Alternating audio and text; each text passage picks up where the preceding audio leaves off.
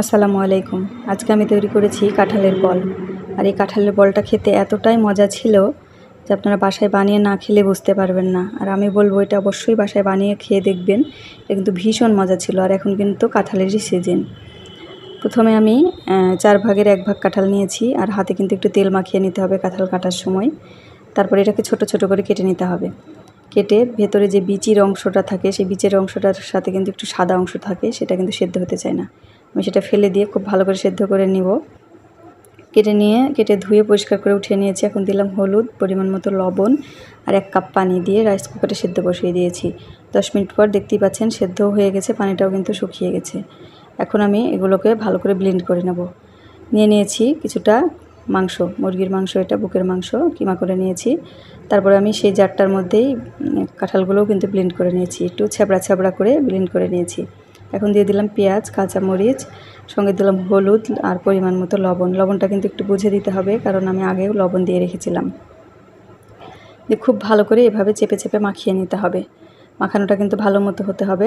এখন কিন্তু আপনারা একটু ধনিয়া পাতাও দিতে পারেন। এখন দিলাম আমি একটু জিরা গুঁড়ো দিয়ে খুব ভালো করে মাখিয়ে নিলাম। আমার বাসাতে টাটকা ধনিয়া পাতা ছিল না, সেজন্য দিইনি।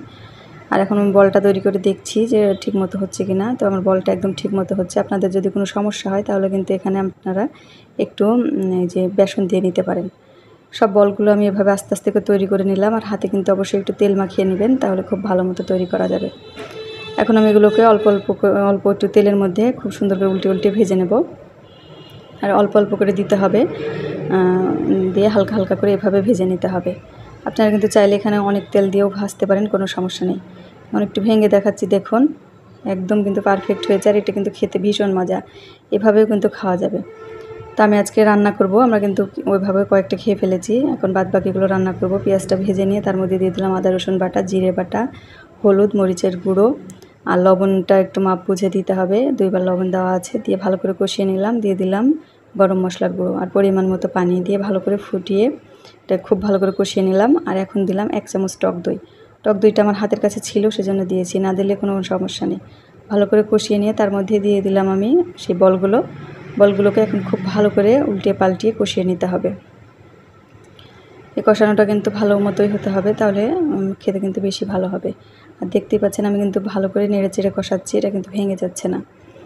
এখন দিয়ে দিলাম পরিমাণ মতো পানি দিয়ে আমি জালটা বাড়িয়ে দিয়েছি, দিয়ে খুব ভালো করে ফুটিয়ে নেব। ফুটিয়ে নিয়ে চুলাটা আবার আস্তে দিয়ে দিয়েছি। এখন দিয়ে দিলাম তার মধ্যে গরম মশলার গুঁড়ো। আর এই পর্যায়ে কিন্তু আমার প্রায় রান্না শেষ। এখন দিয়ে দিলাম কাঁচামরিচ আর একটু চিনিটা দিয়েছি আমি, কারণ টক দই দিয়েছিলাম সেজন্য।